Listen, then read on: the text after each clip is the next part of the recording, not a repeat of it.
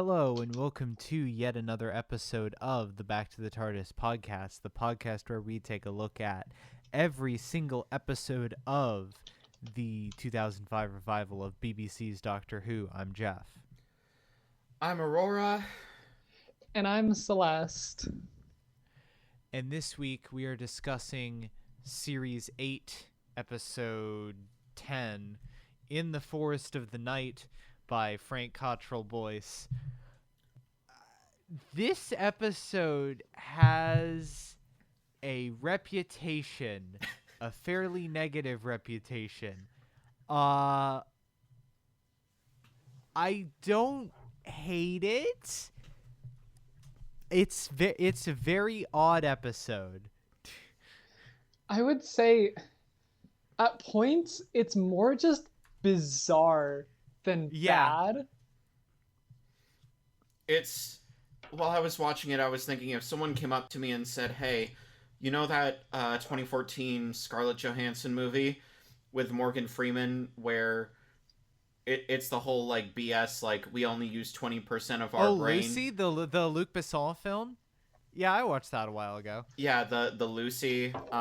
Yeah, it's called Lucy. It's like, hey, remember that film where it's like, if you unlock 80% of your brain power, you gain superpowers? Yeah, well, imagine that, but it's Doctor Who, and the superpower is autism. Also, there's an environmental message in there for, because. And you have this episode. It's such a confused environmental message, too. Like, it's not even like... it's like just vaguely like, oh yes, the trees will protect us, trails off into an incoherent mumbling. It's like, yeah, I appreciate the imagination. Oh yeah, I think what I respect about this episode is that it kind of gave me a lot of like the best of Series 5 vibes because of it. It's, you know, it's very soft science. It's sort of taking a more I don't know, fairy tale / like fable type lesson of just like listen to kids, except it's like it tries to do like an ableism thing, and it's so fucking cracked out, it's insane. Yeah, it's like I think you had good intentions, and unlike Kill the Moon, I can actually like buy some of it, but it's just like there are so many threads interwoven throughout this episode, because remember, this is the episode before the finale, so they have to set dramatic tension shit up with Clara and Danny, and like I love that actor. Do they though? Because like what they fucking set up there kind of just becomes like, he set up like, oh, you know, like all this stuff, you know, talk to me about it later, and then he gets hit by a car. Yeah, off screen between episodes. See, here, I don't know. I think I get what they were going for. The problem is that this episode, I think, would be like better if it didn't try to have its cake and eat it too at several points. And the Clara and Danny relationship is one of them, because like Clara at this point, I'll say it, she's treated him worse than Mickey.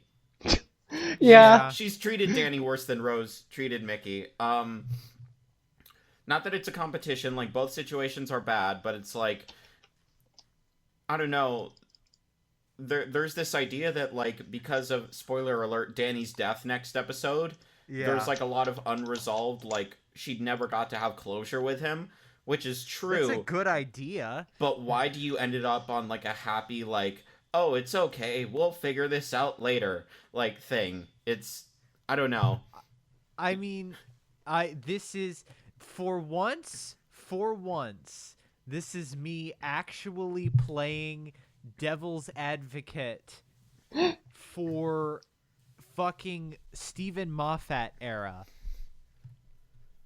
But, I kind of feel like, I feel like what they've done here is to kind of intentionally play up how abrupt and jarring it is, like as it would be if someone you knew just got hit with a car and died. Sure. I guess just like I wish the storytelling was better up to that point, because I agree, if this was like a well written, like an established relationship that I cared more about, I would totally be on your side. But not to discuss an episode that hasn't happened yet. But yeah, this I will say this before we really get into it. I think this episode, ironically, for an episode not written by Stephen Moffat, kind of has the best and worst of his era in it. I'm interested by you saying that it's very Series 5, because I hadn't thought of that, but you're like very right. And I feel like the same issues we had with Series 5 are the same sort of issues we have here, I think. I don't remember exactly what our issues with Season 5 were, but my memory is telling me that's true. And sometimes when you have unreliable memory, you just have to go with those senses. So I am saying we had the same issues as Season 5. Yeah, I don't know. It's just, it's fine. It's fine. Angrily saying it's fine. There's ideas there, and I like the ideas, and I like how they use the ideas, but then they also ruin them with other ideas, which I'm like, these are not very good. It's more baffling than offensive. Yeah, especially the whole okay, I'm sympathetic to wanting to like portray like a neurodivergency in a good way, but it's like, it's almost like taking the trope of like the mystical like black person and just being like the mystical neurodivergent.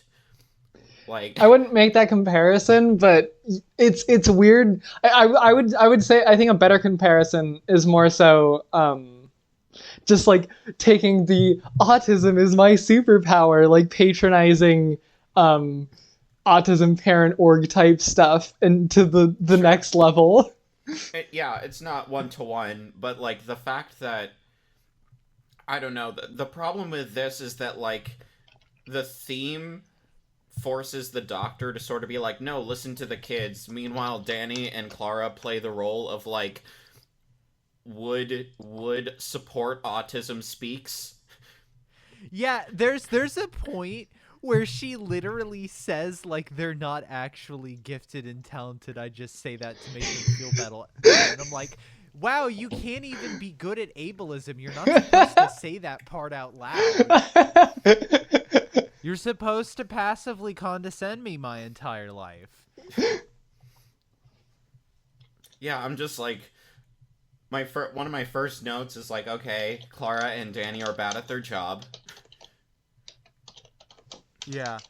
And like the thing with the meds, because that's kind of the other thing, is like the med thing isn't even necessarily a bad, it's not inherently wrong or bad. The problem is that the episode obviously is not going to give it the nuance that it needs.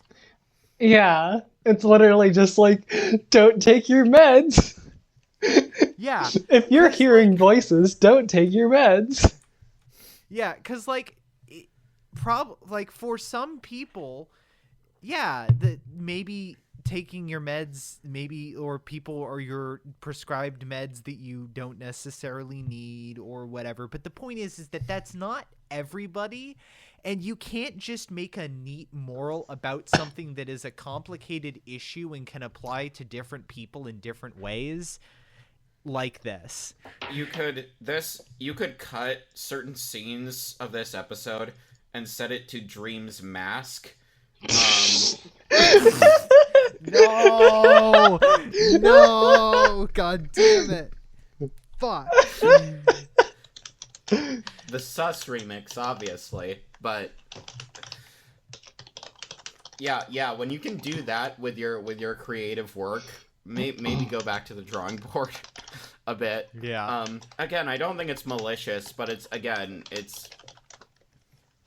lacking that nuance. And again, this episode is, if this was like a, I don't know, mid-season episode, if it was earlier on, I could see it working a bit better, but they're just juggling so much with like their neurodivergency and the environmental message, which, like, I don't know, for how prevalent the trees are, it's kind of like I don't know, what would you call that? Like it's back ended in the plot and the themes. Yeah, absolutely. Yeah.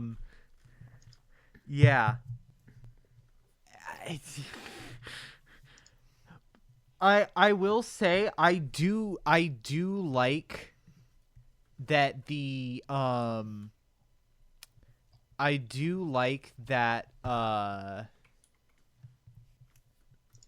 what was I going to say? I like that the episode just starts with it just starts with, yeah, the trees are already here. Like, there's no, and I mean, it makes sense, I guess. I also like that there is, like, not necessarily an alien threat, and it just plays more into like a fantastical or magical realism type thing.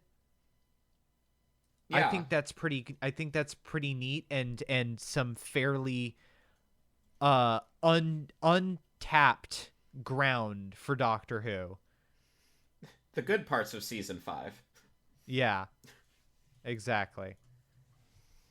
And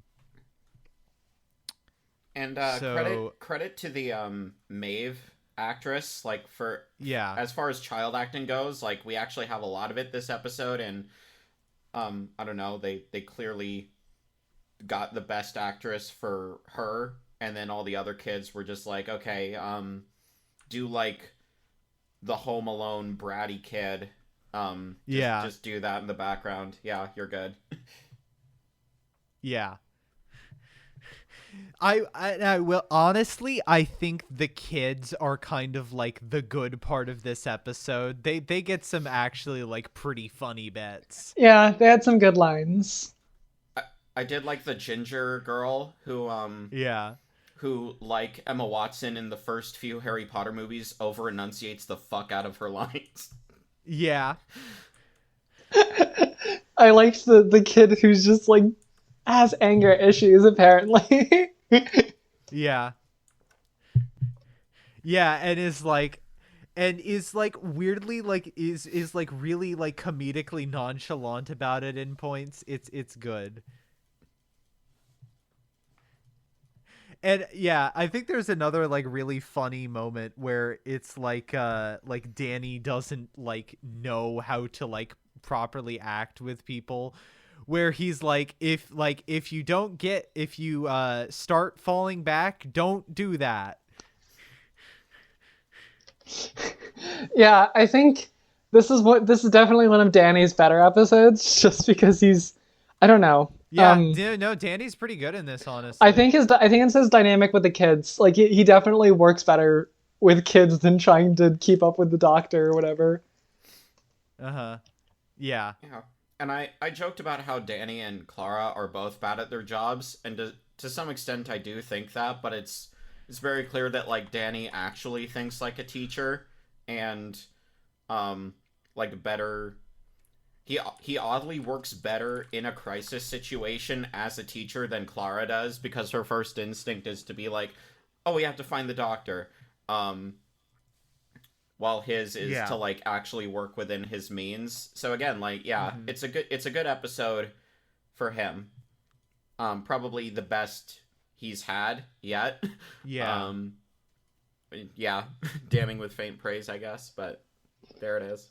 Yeah, really his dynamics with Clara are also good this episode. I know you don't like the conclusion of it, but I think within the episode, what they have going is good, especially in relation to the kids. Yeah. I feel like this can just be summed up with I went in our group chat and I went into our group chat and said, I know this is like this is dumb bullshit pseudoscience, but also this is Doctor Who, so if I complained about that, I'd be a hypocrite. Yeah. Okay. Series 5, take a drink. I feel like some of the other ones are at least a bit more grounded than this one. Yeah, but I don't know. That doesn't feel like a problem here. I don't know. I kind of like how fucking unhinged this is. I'm not sure I'm quite there with you. I'm definitely more. I think I'm more sympathetic to it than the last time I watched it, but I'm still pretty like, dude, come on. Here's what I will say. The whole take at the very end where Clara is like, how do you think they'll explain all this? And the Doctor says, you'll forget. It's like, I buy that more here than in Series 10 at the end of the Monks arc, where he's just like, oh yeah, people will forget, like, an alien incursion and dictatorship. Like, yeah, you know, that's just Mondays where I'm from. Like, I don't know, it worked better for me here. It's very soft science, but again, if I complained about that, not only would I be a hypocrite for this show, I would also have to hate a lot more of Star Trek than I do. So yeah, honestly, I feel like the thing with this episode is like I'm watching this and I'm like, I know people think this is bad, but I just watched Kill the Moon, so yeah. The only thing I'll call actual bullshit on is the ending. Yeah. Which specific part of the ending? Why the fuck? Well, why the fuck was her sister there? Oh yeah, that. What? I don't understand why that happened at all. I'm really just completely thrown by that. Yeah. It's just bizarre. Yeah. Again, best and worst part of Moffat, because like Moffat's made the argument that like at the end of the day Doctor Who is supposed to be a fairy tale, and that was kind of his reasoning for ultimately not really killing off Clara, like killing her off but with an asterisk. But I don't know, you take something like Vincent and the Doctor, where it's like a lot of it is fantastical and wonderful and a lot of wish fulfillment, like seeing Van Gogh, seeing how his work is remembered and everything. In the end, it's still like a sad, you know, arguably like bittersweet ending. It's not like happy all the way. And this episode doesn't understand that, so it's just like, okay, we'll give her sister back. It's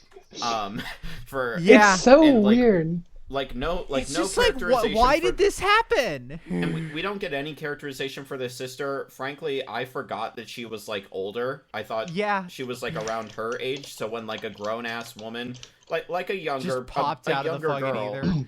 Yeah, when a younger girl like steps out, I'm just like, oh, okay, and then she like awkwardly smiles into the camera, into my very fucking soul for like 3 seconds. Sure, I would have accepted it, honestly, if it would kind of kill the pacing a bit. But if we find out that Danny gets like hit by a car or like is like accidentally killed at the end of this episode, I'd be more Imagine forgiving if of he it. like Eric Andre style or some other like Adult Swim type show just like was talking to Clara and then just got fucking like steamrolled and then it hard cut to credits. So that would be amazing. Okay, I my memory is not the best. So you're telling me that the next episode opens with Danny already dead? Yes. Okay. No. Well, no, okay, it doesn't open. No, I'm sorry. It doesn't open with him already dead, but he dies off screen, like really early on in the episode. Okay. Yeah. Well, So I'm just that's saying basically the same thing. That's basically the same thing. Yeah. I just mean to say we don't see him anymore until he's dead. You see, if I remember correctly, you see him talking on the phone to Clara very briefly at the beginning of the episode. Okay. And then Gotcha. it's like he if I remember correctly, he like goes quiet, and Clara's like, "What was going on?" And then they find out that he's dead. Yeah. So I don't know, like put that at the beginning, or no, put that at the end of this episode if you want to give the bullshit your sister is back for no goddamn reason thing. I don't know. It just, this episode, it's aggressively mid. I don't But see, know, man. it's not. We've not just we've like had- average. it's- It goes out of it's its not way. Yeah. It goes. Like, it's not good, but it's not bad, but it also can't be mid because it's too interesting. Okay, no. Fucking weird. I'll amend my statement. It's chaotically mid. Yeah. It is I would trying agree with that. everything it can to either break into the great spot or break into the so bad it's good spot, but it can't manage to ever hit either one of those barriers. It's so baffling because it's not mid, because it's not like I don't watch this and go like, oh yeah, that was just another episode and then forget about it. I'm left with a distinct sense of bafflement. Like, Yeah. but it's not just that either. I'm not. There were many competent decisions made in that episode and good writing in that episode, and that makes it all the more baffling that how much other parts in the episode are so fucking baffling. Yeah. It's so fucking funny.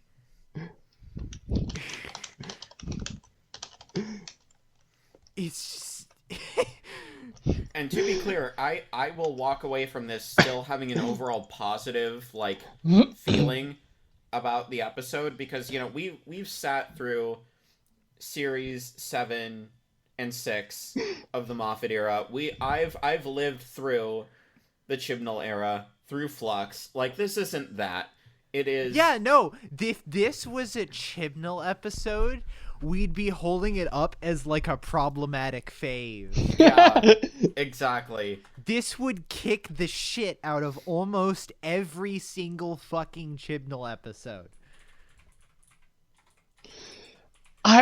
Okay, wait. I'm thinking again about details in the episode, and I just want to call attention to the fact that when he starts talking about solar flares, the Doctor specifically mentions like a couple solar flares that happen, and he's like, they just knocked down trees, but they were supposed to destroy the planet. And I'm intensely curious how much that's actually based on real things that happened, and whether like just the whole concept is baffling to me, especially because the resolution at the end is like, we're never going to stop talking about this. And it's just like, no, humans forget, and then compares it to having a baby. It's the start of that fucking, the thing that they come back to it in Lie of the Land too, where it's like, well, aren't people going to remember this? And he's just like, nah.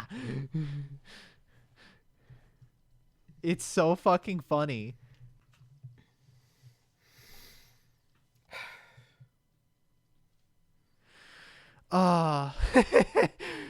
What a fucking honestly, what a fucking amazing episode. I think I've been talked into unironically ironically liking this episode. This thing fucking rules. I mean, even outside of the Chibnall era, it is kind of a problematic fave. Yeah. It's like what if we just made an episode around that one Always Sunny clip where it's like them standing in the forest with tuxedos and Charlie's like, you see, this is why you don't leave Philly. I mean, trees.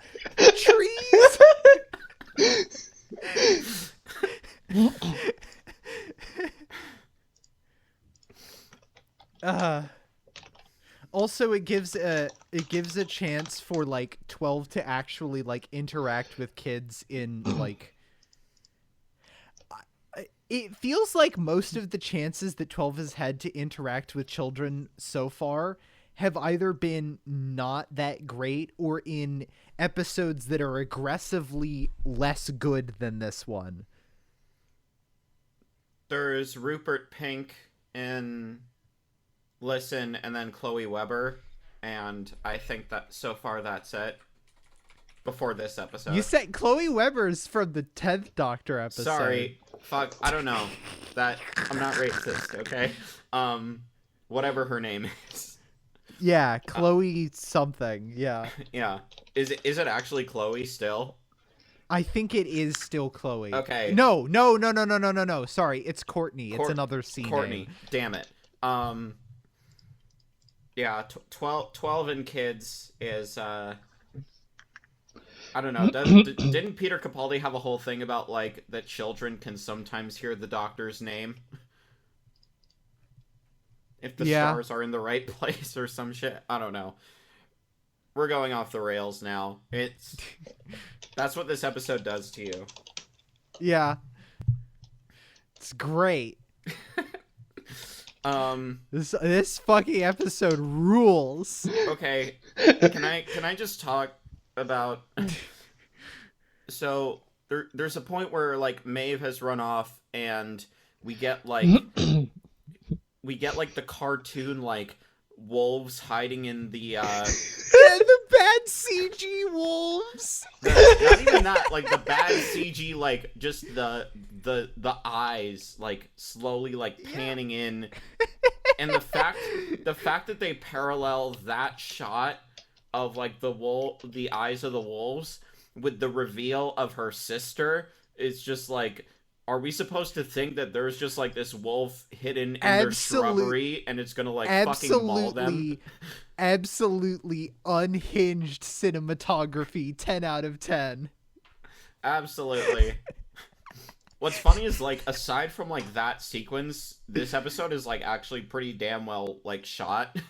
Yeah, no, it looks really good. Yeah. It looks way better than fucking Kill the Moon. Yeah.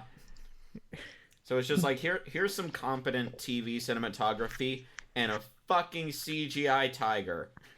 Yeah, a bad CGI tiger. Actually, it looks like Classic it might be a Doctor model. Who. It looks like it might be a model when Danny starts to, like, flash the light on it.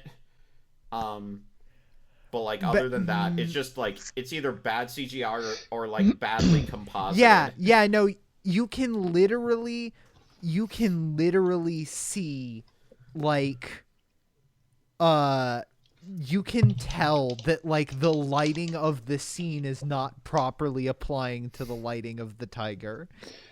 It's so obvious. Also, okay, wait.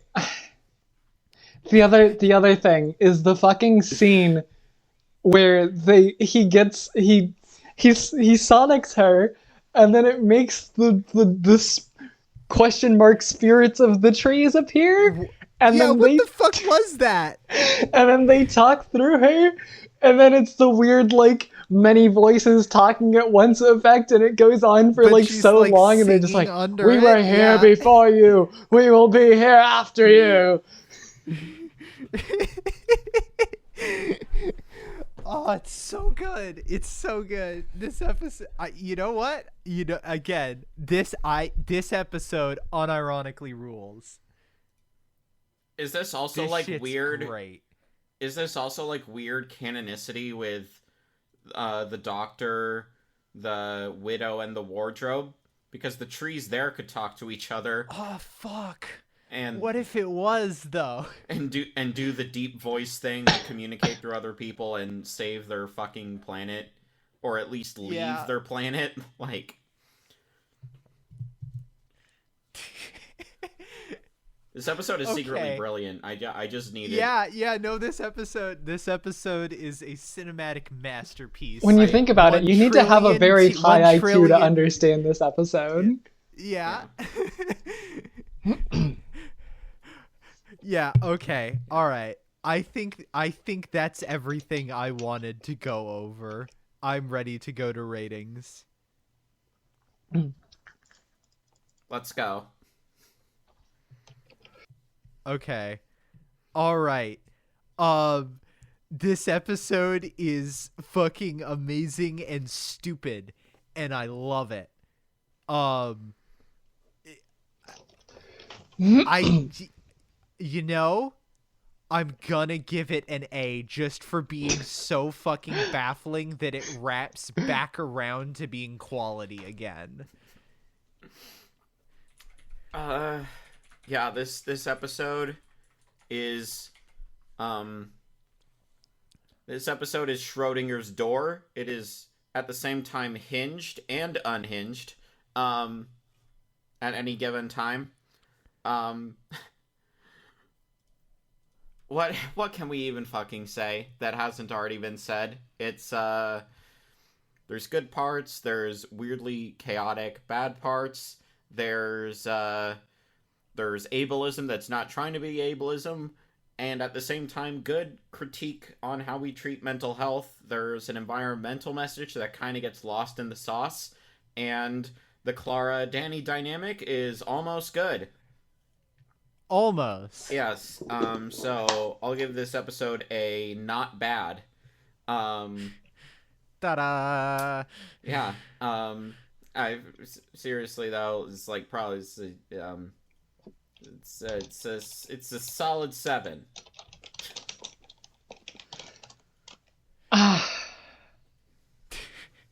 I'm gonna rate this episode. I'm gonna rate it. You bet I am. I'm rating this episode tree fucker out of 10. Hell yeah! Hell yeah! It's my favorite Megazord. Okay. All right. Next week we will be discussing the series finale. What's it? Death in Heaven and Dark Water. There we go. I remember now. Until then, you can follow the podcast on Twitter at B2TARDISPod. You can support us on Patreon for a number of benefits, such as early access to episodes, the ability to listen in live to episodes being recorded, and potentially even the ability to guest star upon an episode of your choosing. I'm Geoff, and you can follow me on Twitter at WheatleyDL.